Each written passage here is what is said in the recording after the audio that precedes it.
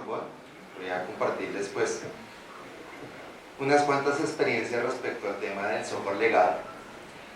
Entonces arrancamos con la pregunta simple de ¿cómo editamos sistemas legados o software heredado o dolores de cabeza o código viejo o cualquier otro nombre que le quieran dar cuando nadie dentro de una organización realmente sabe cómo funciona?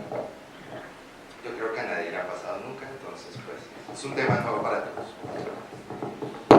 Bueno, me presento, soy ingeniero de sistemas y soy cocinero. Tengo una maestría en seguridad de la información, gerencia de riesgos y de ciberseguridad. Ya en este tema de seguridad llevo 10 años, viendo de muchos horrores, pero de aprendiendo muchos de ellos.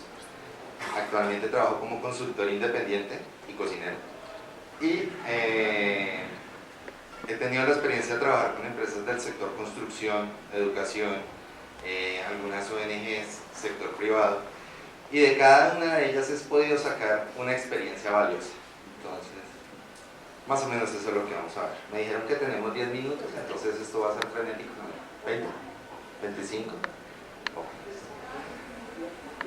Entonces, esto, el disclaimer es, lo que vamos a revisar es basado en experiencias con Delphi. ¿Alguien alguna vez tocó Delphi? ¿Sabían que existía un lenguaje llamado Delphi?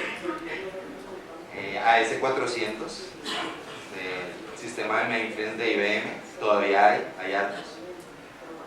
COBOL, normalmente AS400 corría COBOL, pero pues digamos que particularmente la experiencia con COBOL fue ejecutarlo en un servidor Linux.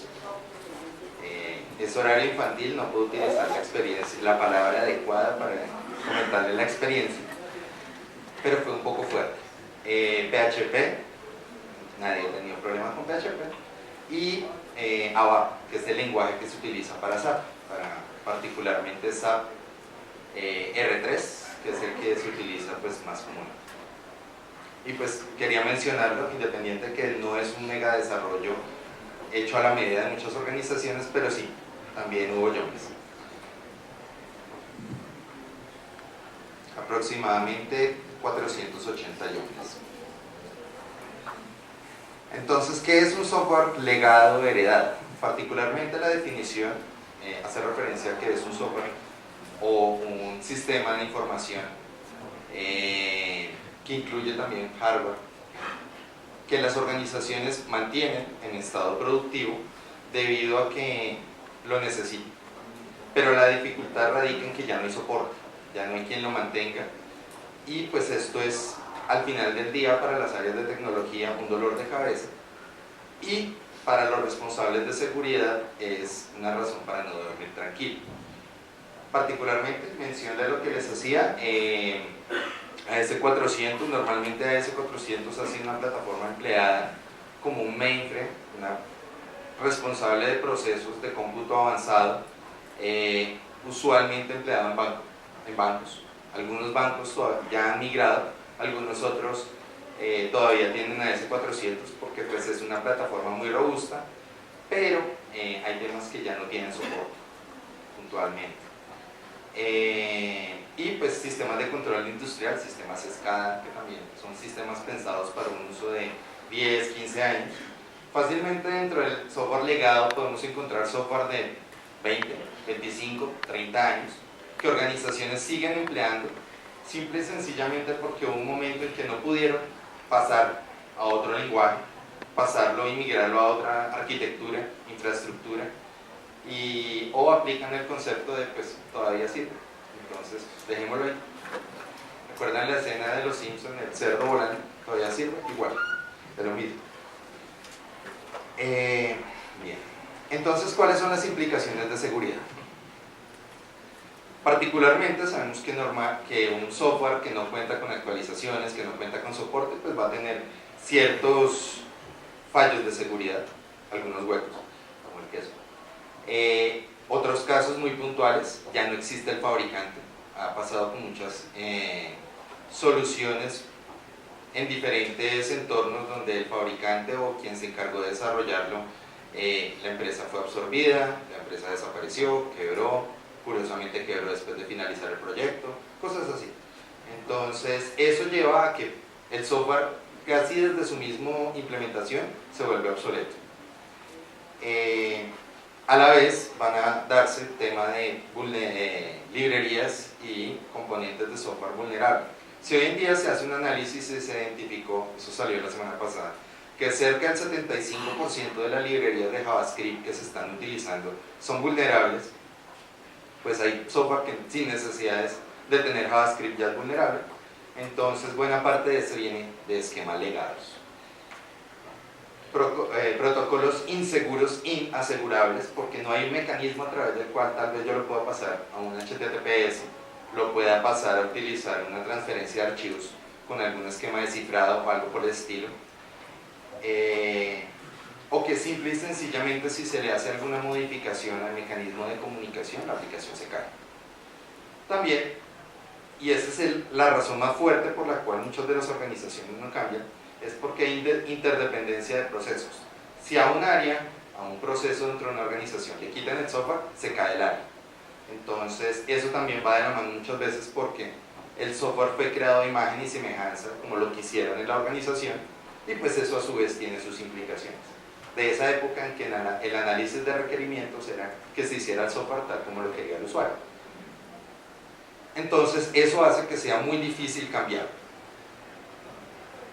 No, nunca cambió. Pero pues existen metodologías que ayudan a que intentemos cambiar eso. Pero no cambió. Entonces también radica en que llega un punto en que la aplicación tiene todas las malas prácticas incluidas, todos los antipatrones, alta cohesión, alto acoplamiento y mierdero de código. Entonces resulta muy difícil migrarlo, y eso también hace parte de esas implicaciones de seguridad, porque es como cuando uno llega a un rack de comunicaciones, lo abre y encuentra que todos los cables están armando una linda colmena de cables UTPs, y hay que desconectar uno de los puntos porque hay un incidente. Entonces es como el cual desconecta, y uno usualmente desconecta el core. Entonces pasa lo mismo con estos temas de código. Puedo estar intentando modificar una función y se me cae todo. Y también está el tema que ocurre, esto sí es basado en alguna ocasión algo que habíamos observado en la organización que tenía Delphi. Bueno, podemos hablar sin problema, ya no existe la organización. Era una empresa llamada Interworks. El core estaba hecho en Delphi.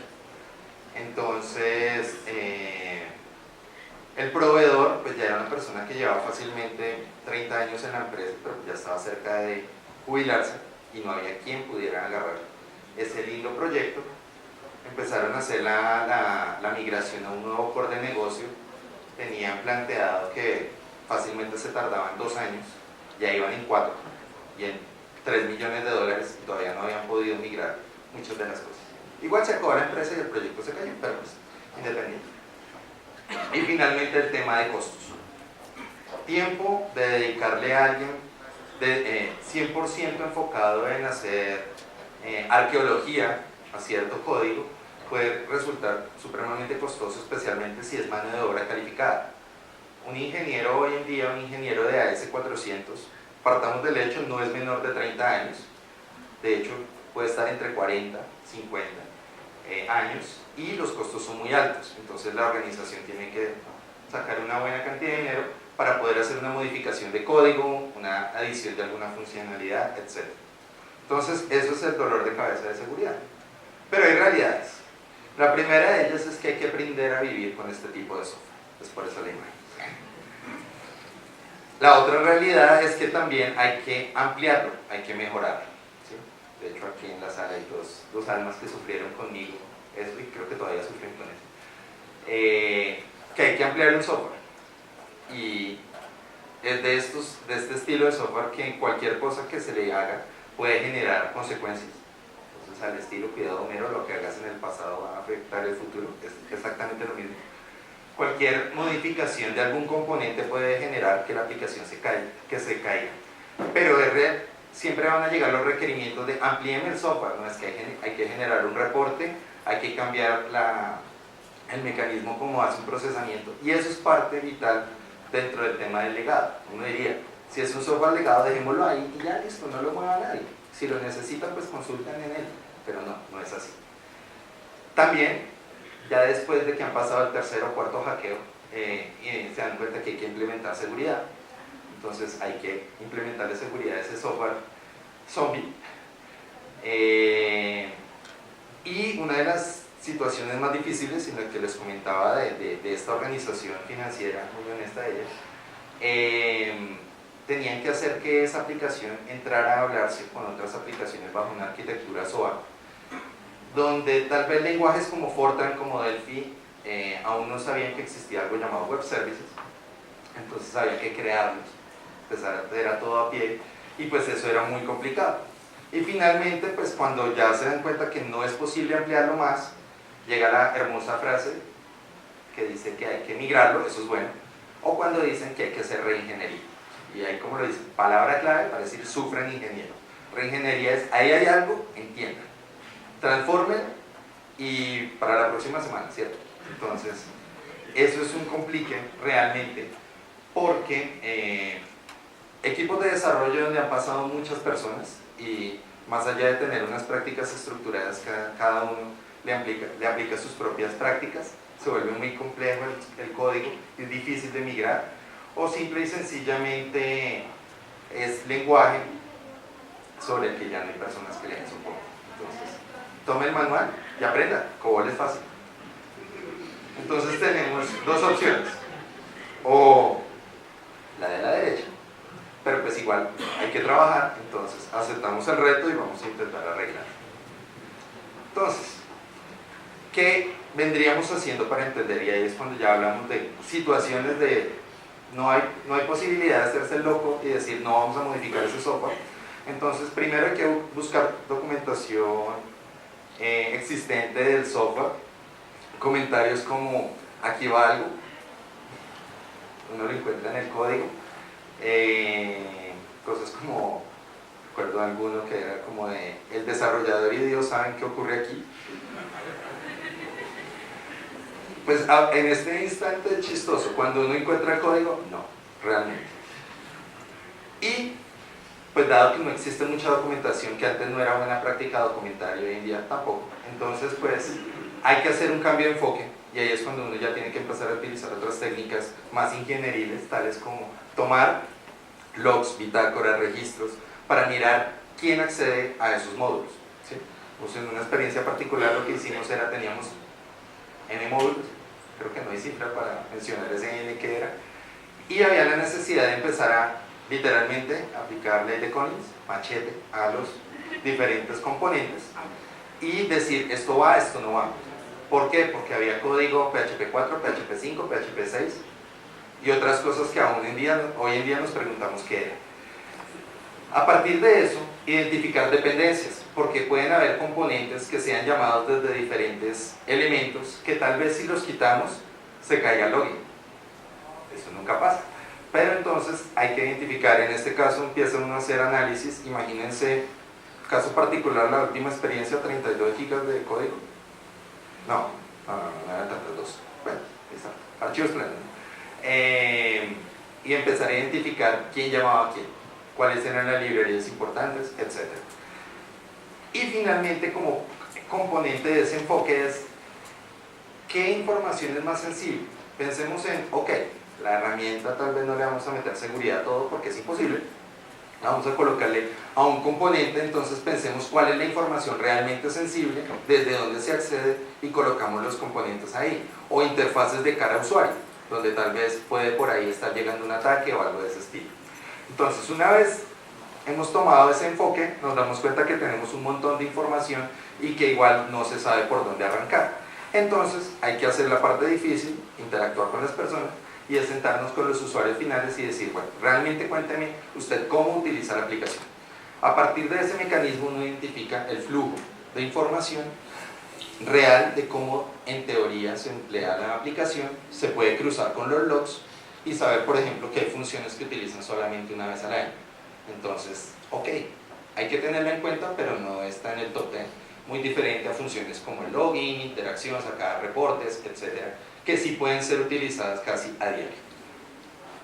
Tenemos un gran grupo de información y de ahí, bueno, ¿qué podemos hacer?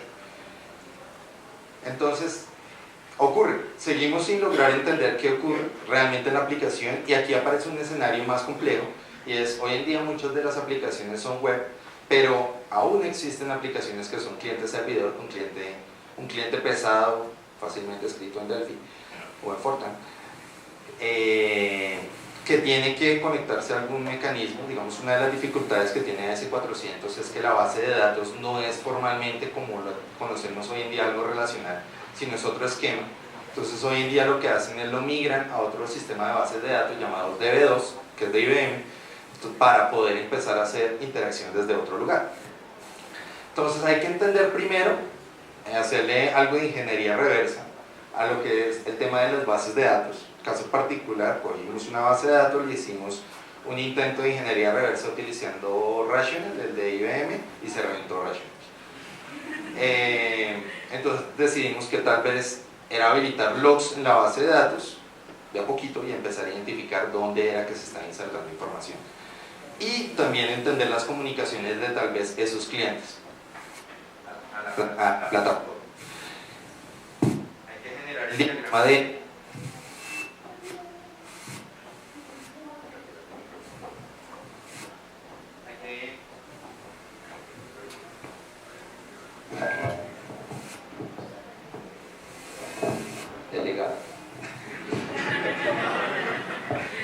generar los diagramas de funciones. Existen algunas herramientas, recuerdo una que se utilizaba para generar documentación, Doxygen. Entonces uno tomaba el código, lo pasaba por la herramienta, le generaba un árbol de dependencias. Utilizar con precaución, porque si es una herramienta con altísima acoplamiento, altísima cohesión y de código, muy probablemente saldrá una maraña que es peor que al principio. Pero pues ya tenemos entendido ciertas funciones, sabemos quiénes la llaman y podemos estructurar. No aplica si hay código espagueti, ahí sí, nada que hacer. A partir de eso, entonces ya tenemos como un ligero entendimiento, un mapa de ruta de cómo puede funcionar ese código para entender cómo modificarlo, qué podemos quitar, qué podemos adicionar.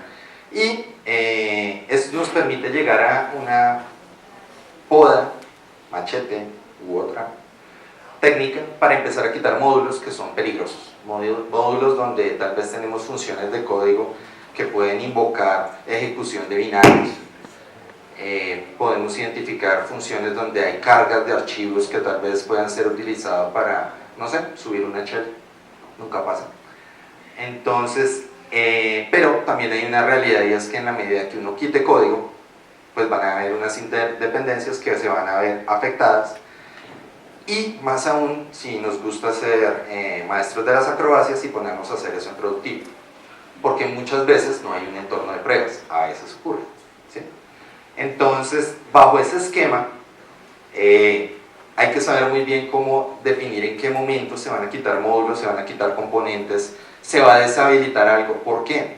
Porque una de las malas prácticas es decir, de una aplicación de, no sé, 40 módulos, vamos a quitar 10 de primerazo. Al día siguiente, cuando se genera la avalancha de llamados, quejas, gritos, gente con antorchas en la oficina queriendo quemar a los de desarrollo, va a ser muy difícil exactamente saber qué fue lo que se dañó. Entonces es preferible ir haciéndolo poco a poco para poder identificar fallos. Y bueno, finalmente, si todo falla, la Ouija sí tiene relación realmente con un proyecto, y es que en alguna auditoría habían identificado que no habían logs. Entonces pues el auditor preguntó que de dónde sacaban la información. La respuesta fue: tenemos una Ouija. Entonces, listo, ya tenemos identificado todos esos componentes de código, qué es lo que tenemos que hacer. Entonces ahora sí viene el enfoque de seguridad, y es, primero hay que evaluar muy bien qué es lo que se va a hacer, y tenemos algunas opciones. La primera es, tomemos esta porción, este sistema legado, y mandémoslo atrás, en el middle o en el back, y lo que hacemos es montar una interfaz segura que haga consultas en el mismo. Todo depende de la infraestructura, del lenguaje, etcétera, que tengamos de por medio.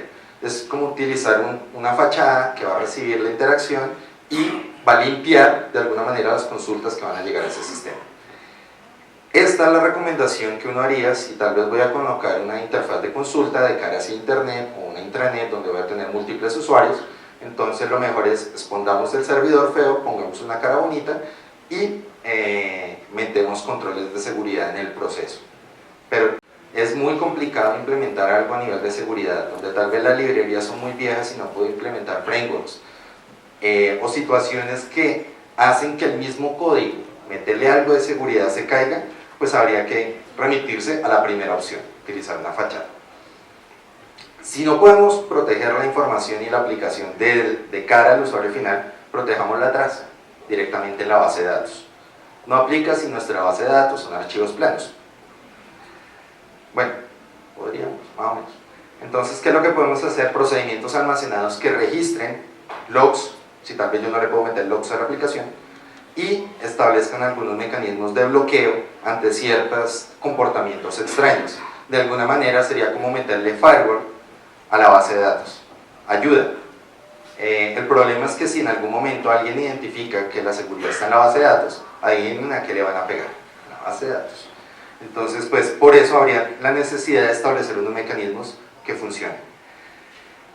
Otra de las opciones va orientada, esta cuarta va de la mano con la primera, y es reducir los focos de entrada a la aplicación. Si yo ya me di cuenta que es a través de X formulario que está funcionando, no sé, en Reporting Services versión 3 o algo así, algo muy viejo, entonces lo que intentaría uno es reducir quiénes pueden acceder a esa interfaz, y establecer al mismo tiempo mecanismos como el de fachada del primer punto para evitar el acceso no autorizado, o simple y sencillamente restringir el acceso a la aplicación solo cuando la necesito. ¿Sí? La implementación de un WAF, Web Application Firewall, puede funcionar, no es infalible. De hecho, hay que tener en cuenta que muchos de los ataques van cambiando. ¿Sí? Digamos que identificamos un elemento en un escenario, se tenía implementado un WAF súper costoso para una protección de una aplicación. Igual, ataques común y corriente pasaban porque lo configuraron mal. Entonces, pues la idea es que si se implementa ese control, pues permita reducir la cantidad de posibles ataques, y si yo tengo un segundo control en la base de datos, pues me va a parar esos posibles ataques. Entonces es algo así como validación en el cliente, validación en el servidor y validación en la base de datos. ¿Afecta rendimiento? Sí, pero en últimas, si lo que tenemos es información sensible, tal vez, no sé, números de tarjeta de crédito, cosas de ese estilo que son reguladas, pues habrá la necesidad de implementar ese control. Intentar hacer cambios de protocolos de transmisión de información. Entonces, si yo no puedo implementar tal vez un HTTPS, ¿por qué no establecer que la comunicación entre el cliente, entre el servidor y el servidor de base de datos lo mandemos por un túnel, una VPN, algo de ese estilo? ¿Afecta el rendimiento? Sí, es cierto, pero pues de alguna manera estamos intentando asegurar la comunicación que va en tránsito. Y finalmente, pues aplicar esos controles de restricción de permisos en la base de datos a los diferentes usuarios. Normalmente las aplicaciones que son cliente-servidor con cliente pesado, cada usuario del cliente es un usuario en la base de datos. Entonces hay que restringir eso dentro de ese software legal. Pero siempre va a aparecer esto, la interoperabilidad, y es, no podemos intentar tal vez implementar un framework de seguridad del 2017 en una aplicación que tiene librerías del 2012. Es imposible. ¿Sí? Entonces hay que tener en cuenta tal vez que hay cosas que se van a poder hacer, ahorita van en unas recomendaciones, y hay que pensar que antes de cualquier cambio, si tenemos ese entorno de pruebas, venga, que lo prueben los usuarios finales. Es preferible que nos devuelvan 3 veces, 4 veces algo que va a salir a producción, antes de que nos recuerden a cada momento, a nuestra querida mamá, los usuarios finales. Es preferible. Y en últimas, no estamos afectando al negocio, en teoría. Entonces, ¿qué podemos tomar del proyecto OWASP? Hay varios elementos. El primero puede ser el Application Security Verification Standard Project, ASBSP. ¿Cuál es la idea con este componente? Normalmente se espera que el software llegue en una fase final, llegue al responsable de seguridad, y este es el que le haga las pruebas. Pero la buena práctica es que en el mismo proceso de desarrollo los desarrolladores tengan un set de pruebas. Para eso se puede utilizar esa metodología o esa guía de OWASP. ¿Sí? Posteriormente podemos hablar del Secure Coding Practice Checklist, que nos puede establecer buenas prácticas cuando tenemos equipos de desarrollo y que queremos que en menos de un año no se nos vuelva legado o obsoleto nuestro software, y es definir estas son las reglas de desarrollo que vamos a utilizar y de alguna manera estandarizar, ¿sí? Para evitar que aparezca en algún momento esta función hace algo, dos puntos, ¿sí? Que a veces aparece en el código o funciones que terminan sobreescribiéndose cuando hay paso de parámetros.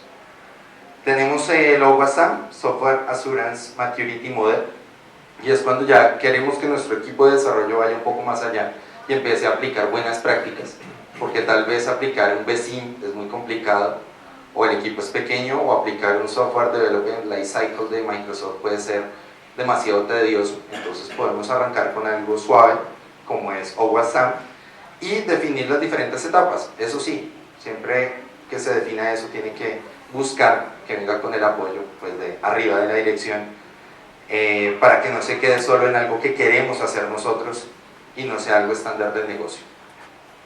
Tenemos OWASP Mod Security. Con Mod Security podemos implementar ese WAF, ese Web Application Firewall.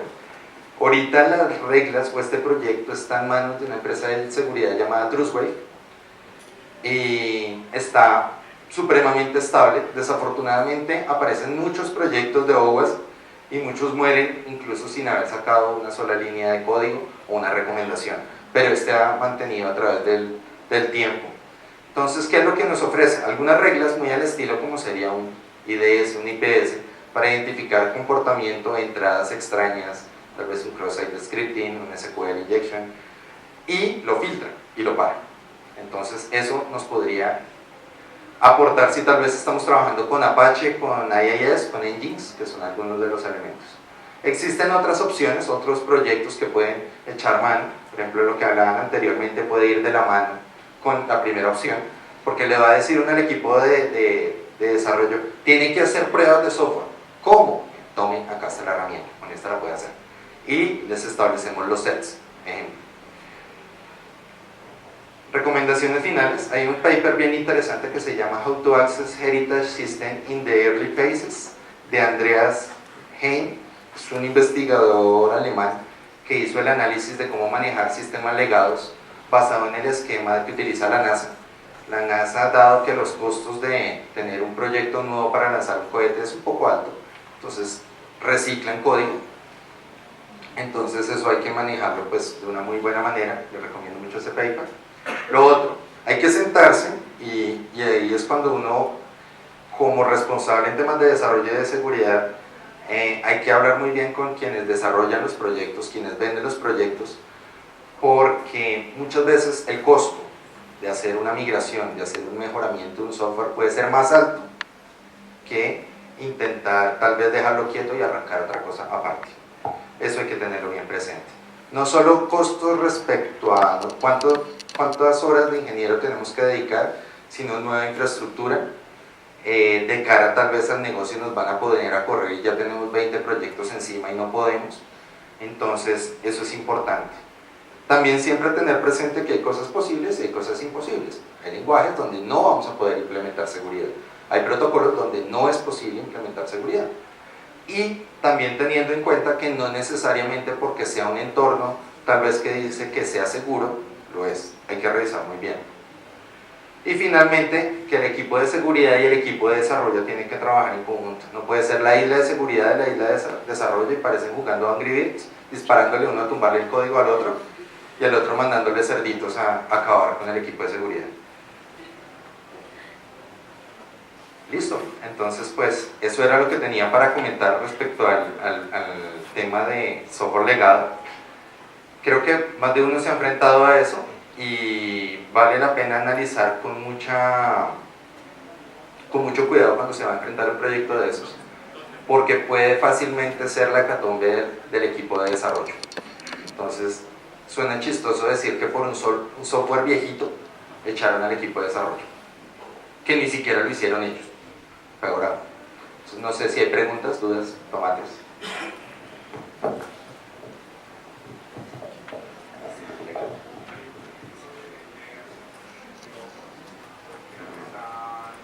Sí. De hecho, ahí OWASP Legacy Project, ellos lo que plantean es analizar 6 componentes: manejo de sesiones, inputs de usuario, almacenamiento de información en el back, lo que es bases de datos, almacenamiento de lo que son archivos de configuraciones inseguros. Casi por así decirlo, maneja 6 de los 10 problemas del top 10, que pues muchos de esos problemas pues vienen de software legado al final del día. Sí, ese es el tema. Pero pues es que mucho del software legado al final del día termina siendo aplicación web.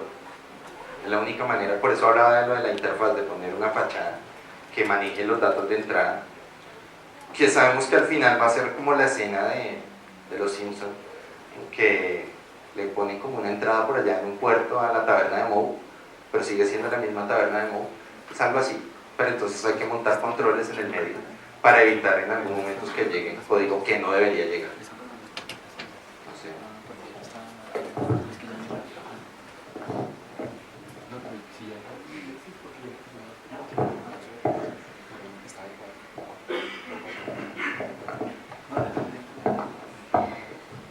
Bueno, yo quisiera preguntar, eso es en la parte de como software como tal, como legado, pero digamos en la parte de lo que es la plataforma, ¿qué inconvenientes adicionales has encontrado en lo que es el entorno en el que está montado el software?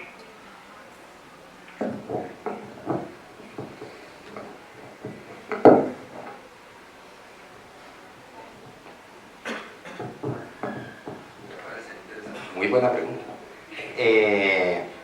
2 casos. El primero, de una organización que tuvieron que hacer el cambio de la S400 y migrarlo a DB2, porque la cuenta de la luz de la S400 los estaba matando. Caso 1. Y eso es un tema que hoy en día muchas organizaciones evalúan por el tema de tecnologías verdes. Migrar porque esos servidores están comiendo demasiada energía y es culpa de TI. Entonces, eso por un lado. El otro, una situación con una organización que estoy asesorando actualmente, una empresa de certificados digitales. Por limitaciones de hardware, no pueden migrar la aplicación a otra versión de, creo que es Java, porque el hardware no permite implementar ciertos algoritmos. Entonces tienen que cambiar el hardware. Si cambian el hardware, tienen que cambiar totalmente el software para poder implementar, no sé, pensemos en un algoritmo, un AES 256, cualquier curva. No pueden por tema de hardware. 2, hay otro tema relacionado en los procesos de migración que vienen con tema de licenciamiento. Caso concreto, no sé si alguien ha tenido que sufrir con Oracle. Ellos no cobran. Entonces, primer año cobran por el core, segundo año pestañeo del core, tercer año número de paticas del procesador. Esa es otra limitante muchas veces, y es como, ok, vamos a migrar este software que estaba en esta arquitectura, lo vamos a pasar a este otro esquema, pero no se puede porque por costos nos muerde la vaca. O peor, levantan mal los requerimientos y lo suben a la maravillosa nube voladora y no corre. Y ese es otro tema. Muchas veces la migración de un software legado, algunas organizaciones dicen, ok, vamos a migrarlo, ya que migramos todo nuestro data center, migremos ese software legado. No hay infraestructura que lo soporte.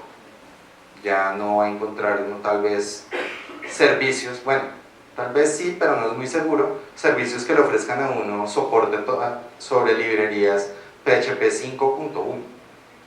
¿sí? Y resulta que si no puedo mover esa arquitectura, entonces no puedo mover esa plataforma, entonces se me cae todo el proyecto de mover el data center. Pasa mucho. Entonces van muy de la mano. Hay temas de procesamiento, así como ocurrió con muchas aplicaciones que estaban en 32, las fueron a migrar a 64 y dijeron, quedémonos en 32, es más sano, es muy de ese estilo. Entonces también va de la mano que termina teniéndose hardware contemporáneo al software y no es posible hacer migración, y cuando ya tiene que hacerse la migración ya es un proyecto que sale demasiado costoso por hardware y por software, puntualmente. ¿Sí responde a la pregunta? ¿Alguna otra pregunta? Bueno, entonces muchas gracias.